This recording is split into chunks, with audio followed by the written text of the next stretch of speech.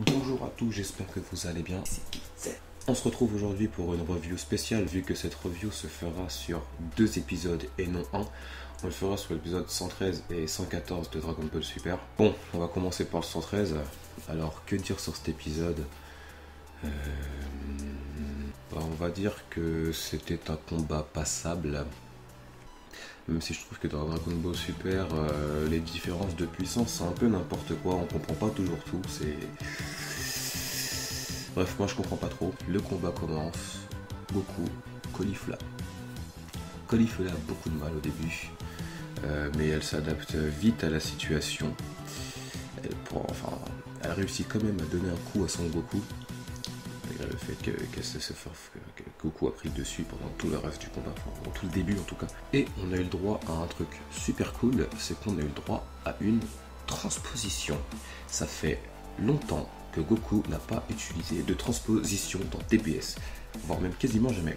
Mais ce qui est bien, c'est que là, on a revu beaucoup, enfin pas beaucoup, mais on a revu pas mal d'éléments de Dragon Ball Z. Pendant le combat, on a eu le droit aussi, au niveau de la chorégraphie, on a eu le droit à genre...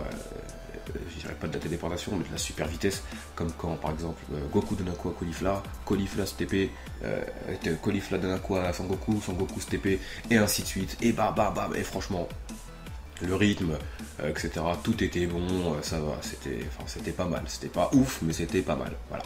Au niveau de la transformation, quand Son Goku du coup décide de se mettre en Super Saiyan, on a eu le droit encore à une petite transformation rapide où genre il repasse du noir au jaune. Bref, mais là je pense que c'était inutile, on va pas la foutre non plus à chaque fois maintenant que quelqu'un se transforme en Super Saiyan. Normalement Goku, là, a atteint un stade où le mode Super Saiyan, c'est comme si pour lui il se transformait pas en fait. C'est censé être un mode qu'il maîtrise totalement. Bon, après on va me dire que oui, bon, Son Goku, il n'a pas d'énergie, blablabla, il est en train de récupérer, et tout, blablabla. Mais quand même, on parle de Son Goku là. Bref, après Cage se ramène, du coup Goku lui dit ouais vas-y, t'as qu'à venir, on se pétain, non, je reviens, on se bat, battons-nous, vas-y, viens, plus on est de fous, plus on rit, logique. Par contre, de vous à moi, je vais pas vous mentir, mais Caulifla, Kale, je ne peux plus les supporter. Les deux, je ne peux plus les supporter. Je les supporte plus. C'est plus possible. C'est plus possible. Non. Parce qu'on va pas se mentir, il y a beaucoup trop de... Anessa, Caulifla, Anessa, Caulifla, Anessa.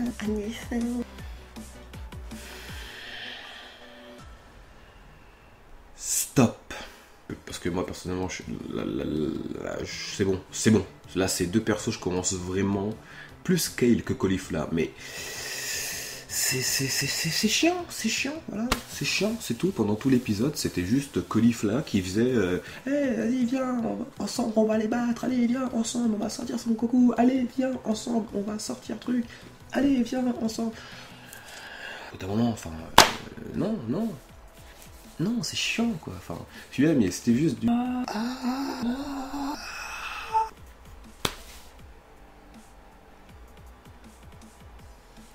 En vrai, ça, c'est ce qui aurait dû se passer du début jusqu'à la fin du combat.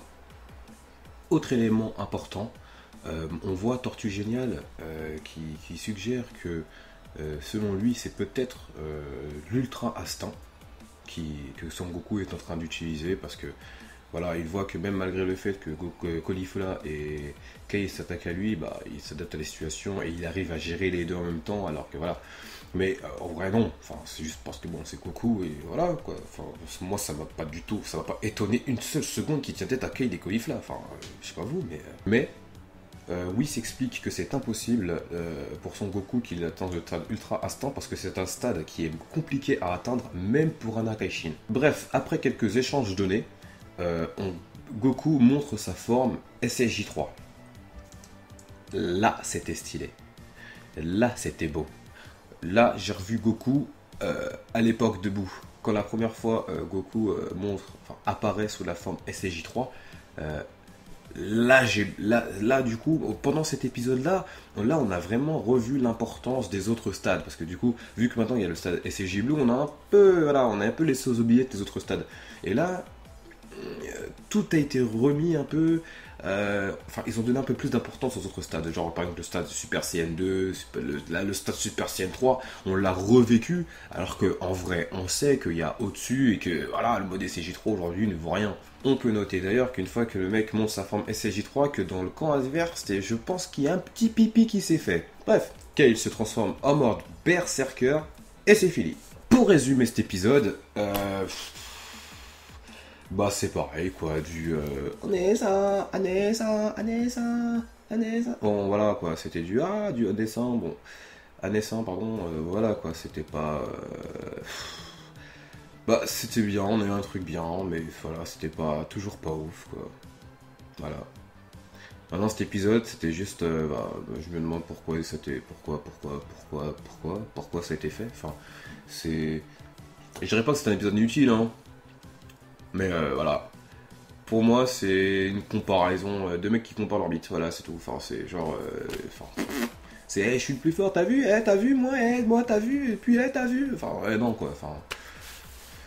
Voilà.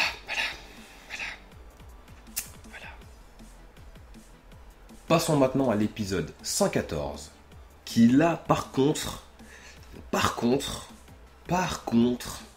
Franchement, dès le début, on voit quelqu'un qui se transforme en mode berserker et là, on a vu, franchement, là par contre, pendant 15 secondes, on a eu une putain d'animation. Franchement, l'animation était bien gérée, l'ombrage était nickel.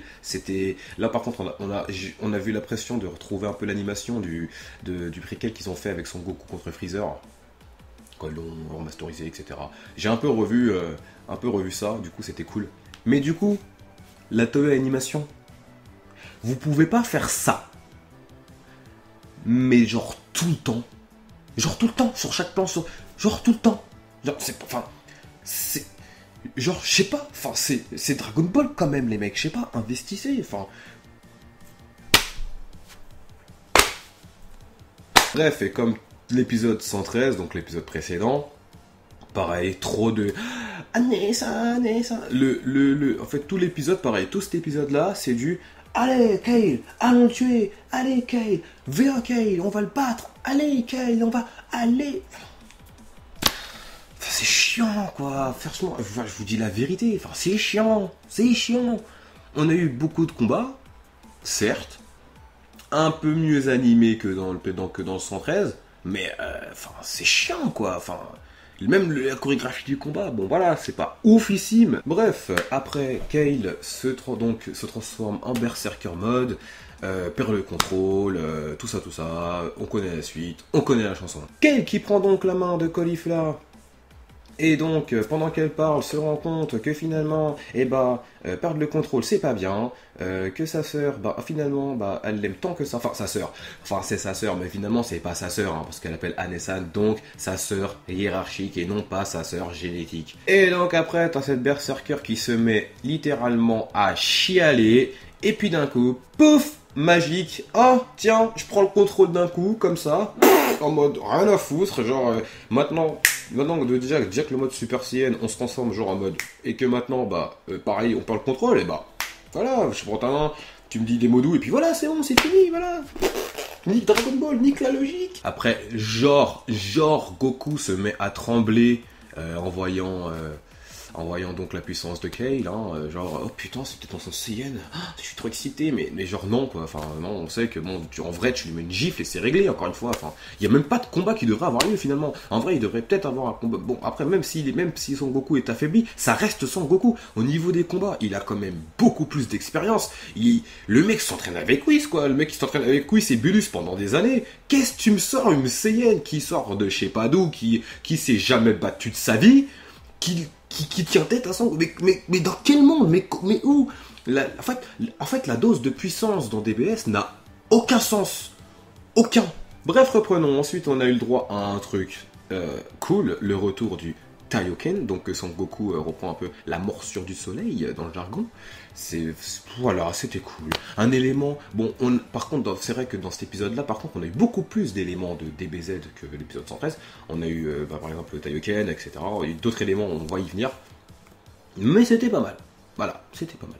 Et donc, autre élément intéressant de l'épisode, c'est que à un moment, Kale saisit Son Goku et donc part avec lui et du coup intervient un peu dans le zbeul qui est en train de faire un peu Freezer, hein, voilà, parce que Freezer il était là un peu en train de s'amuser, en mode des merdes et tout, nan, bref, il jetait des trucs un peu de tous les sens. Et là, Kale et Son Goku donc arrivent et on peut voir donc que Goku utilise son pied, fait une boule de ki avec son pied pour se dégager.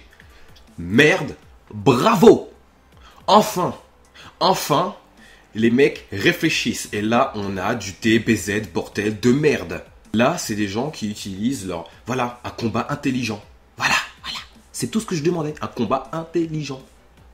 C'est pas compliqué. Bref, ensuite, on voit que Freezer veut intervenir dans le combat, mais Son Goku ne veut pas, parce que bon, c'est normal, c'est son combat, il veut pas que Freezer intervienne, et réciproquement, voilà, c'est normal. Jusque-là, tout va bien. D'ailleurs, on peut voir que les deux se connaissent bien, parce que dès que Goku tourne le dos à Freezer en profite pour essayer de lui mettre un petit laser dans l'épaule, mais Goku l'a pété direct, il n'y a même pas eu de... Voilà, et le mec il lui dit, ouais, c'est bon, vas-y, lâche-moi... genre il fait vas-y lâche-moi, casse pas les couilles, c'est bon, laisse-moi finir mon combat, fais pas chier, tu vois. Bah c'était cool, voilà, c'était un moment, un petit échange entre Freezer et Goku, genre un peu bromance, tu vois, un peu taï. Mais là ce qui était cool, c'est que Goku il savait que Freezer avait utilisé de sa puterie contre lui, et ça c'était cool, très cool, très cool. Bon, après il se transforme en God Mode. Voilà, à partir de ce moment-là, je me suis dit, bon, c'est fini, voilà, c'est fini, il va la mettre 2 gifles, les deux vont voler, elles vont enfin fusionner une bonne fois pour toutes, et on n'en parle plus. Bah non, le combat perdure, le combat continue, le combat, voilà, je pense qu'à ce stade, le combat n'a aucun sens, voilà, encore une fois, le terme de puissance n'a rien à voir, et surtout, à ne pas oublier que Son Goku, dans ce mode-là, a quand même tenu tête à Bilus, le Hakaishin. Bilus.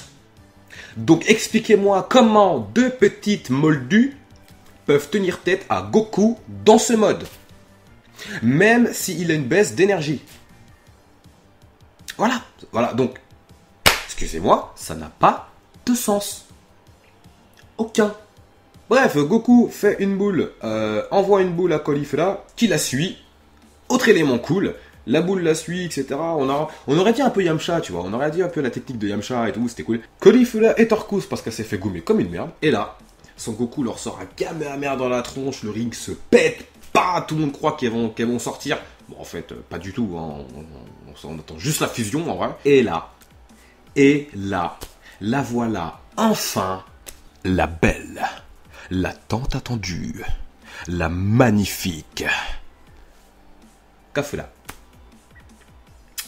Voilà. Perso sans aucun charisme, sans aucun intérêt. Voilà. C'est tout.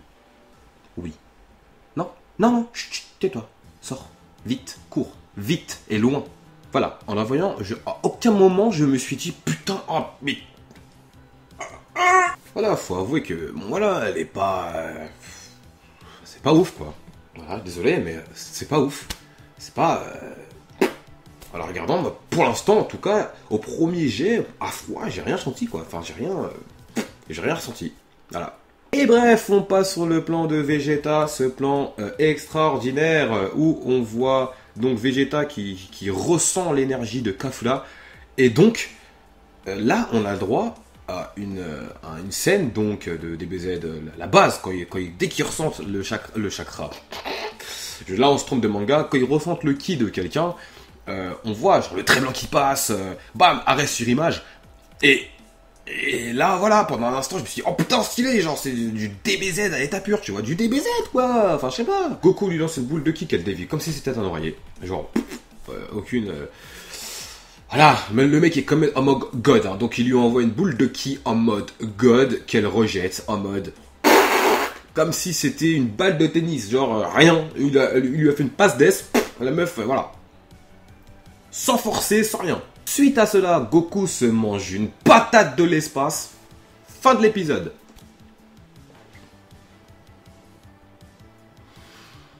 Voilà, donc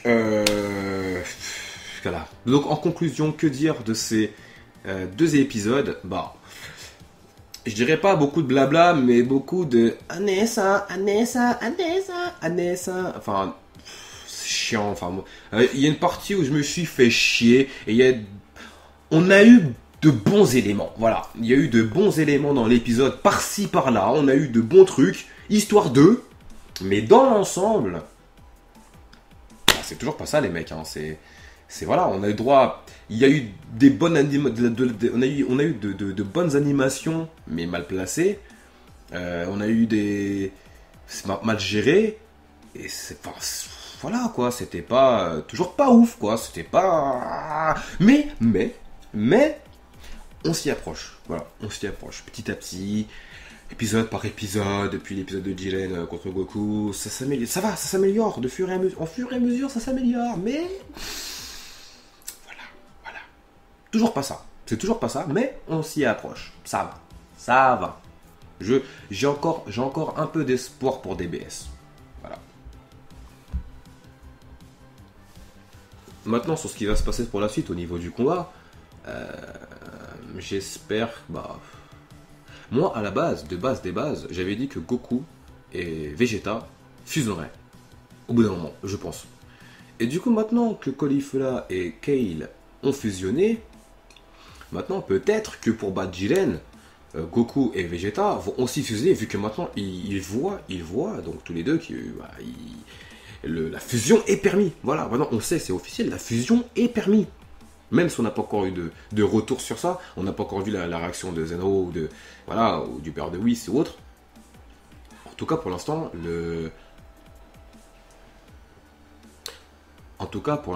la fusion est permis.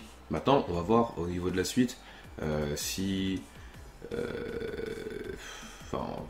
Là, en fait, j'ai du mal à voir un peu comment ça va se passer, même si je pense que. Peut-être que Vegeta va intervenir, je pense qu'il va interrompre son combat contre Toppo et va intervenir, ce qui m'étonnerait. Mais Goku, parce que là, là pour l'instant, l'état actuel de Goku contre Kafura, il n'a aucune chance. Voilà, on va pas se mentir, il n'a vraiment aucune chance. Là, pour lui, c'est fini. Sauf s'il arrive à réatteindre son tas de Super Saiyan Blue à pleine puissance ou le Ultra Instinct, ce qui est pour l'instant pas prêt. Enfin, pour l'instant, c'est pas prévu. Pour l'instant, Goku n'a aucune chance. Donc, soit quelqu'un va venir l'aider, ou soit, Kafura changera d'avis et va décider d'attaquer quelqu'un d'autre, ou peut-être carrément même s'attaquer à Jiren, parce que vu que maintenant elle a plus d'assurance, plus de trucs, comme elle l'a dit, de toute façon, elle sent son pouvoir, pareil, son pouvoir infini, et même Goku, tellement la puissance est massive, il n'arrive pas à délimiter sa puissance. Donc à partir de ce moment-là, hâte de voir la suite. Voilà. Hâte de voir la suite pour voir où est-ce que ça va nous mener et comment ça va se finir. On se retrouve la semaine prochaine pour un épisode 115 de DBS. Lâche ton pouce bleu, abonne-toi pour plus de vidéos. Sur ce, peace!